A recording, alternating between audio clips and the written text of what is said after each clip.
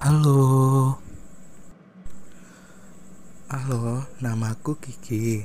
Di sini aku ingin ngasih tahu kalian nih tentang materi sistem imun. Kalian tahu nggak sih apa itu sistem imun? Di sini aku mau ngasih tahu kalian nih tentang apa itu sistem imun. Sistem imun merupakan sistem pertahanan atau kekebalan tubuh. Sistem imun berperan dalam mengenal, menghancurkan benda-benda asing atau sel abnormal yang merugikan tubuh. Sistem imun tidak memiliki tempat khusus dalam tubuh manusia dan tidak dikontrol oleh organ pusat seperti otak. Sel-sel tertentu berperan sebagai pasukan pertahanan untuk memerangi benda asing yang masuk ke tubuh yang berpotensi menimbulkan gangguan pada tubuh. Sistem pertahanan sendiri terbagi menjadi dua, yaitu sistem pertahanan non-spesifik dan sistem pertahanan spesifik. Yang pertama ada sistem pertahanan tubuh bawaan atau non-spesifik. Pertahanan tubuh bawaan merupakan garis utama tubuh yang pertama melawan semua agen asing yang masuk dalam tubuh. Alat yang menghalangi dalam imunitas bawaan seperti kulit, air mata, mukus, dan air ludah. Mereka berfungsi untuk mencegah luka peradangan setelah terjadi luka atau infeksi. Mekanisme kekebalan bawaan adalah menghalangi masuknya dan penyebaran penyakit, tapi tidak spesifik mengusir atau mencegah secara keseluruhan. Pada pertahanan tubuh sendiri terdiri dari bagian eksternal dan internal. Pada bagian eksternal terdiri dari kulit. Yang pertama ada kulit. Kulit ditutupi sel-sel epitel yang sangat rapat. Kulit yang normal tidak dapat ditembus oleh bakteri dan virus. Mikroorganisme hanya dapat masuk melalui kulit yang terluka. Itu menyulitkan bakteri dan virus untuk dapat tetap hidup di permukaan kulit. Apalagi lapisan sel-sel yang mati membuat permukaan kulit selalu berganti, maka bakteri yang ada di permukaan kulit selalu terbuang dengan sel yang mati. Selanjutnya ada membran mukosa.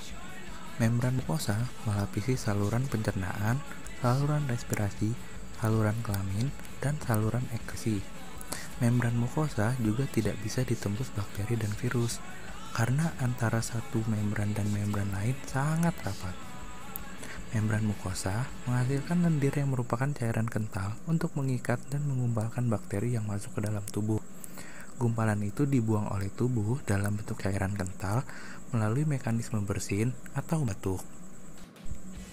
Selanjutnya, ada zat kimia antimikroba. Zat kimia dapat menghancurkan lapisan peptidoglikan dinding sel bakteri. Interferon yang merupakan protein virus yang dapat disintesis oleh sebagian besar sel tubuh sebagai respon terhadap kehadiran virus.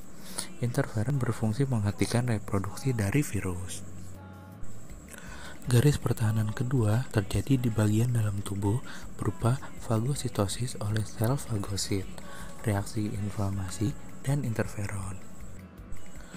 Fatogosit. Sel-sel fatogosit menelan dan mencerna benda asing yang masuk ke dalam tubuh.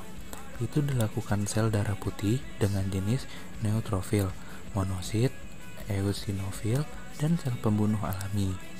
Selanjutnya ada reaksi inflamasi. Jika mikroba telah merusak jaringan, sel-sel jaringan yang telah rusak tersebut kemudian akan mengirimkan sinyal.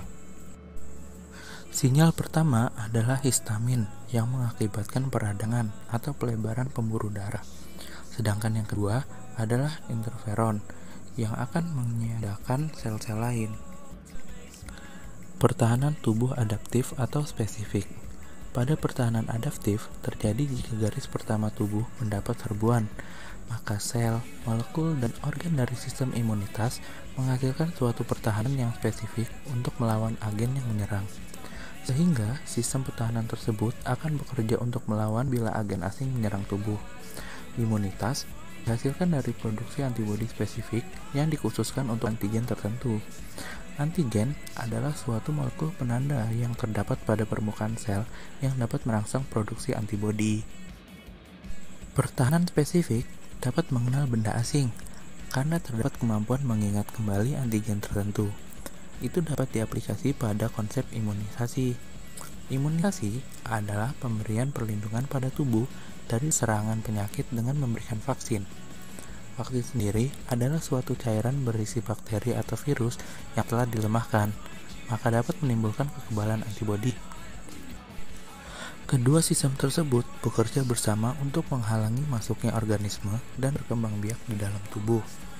Mekanisme kekebalan tersebut juga membantu menghilangkan sel-sel abnormal tubuh yang dapat berkembang menjadi kanker. Itulah tadi pembahasan materi tentang sistem imunitas pada tubuh manusia. Semoga kalian makin paham ya tentang sistem imunitas tubuh pada manusia. Sampai jumpa di video berikutnya ya. Dadah.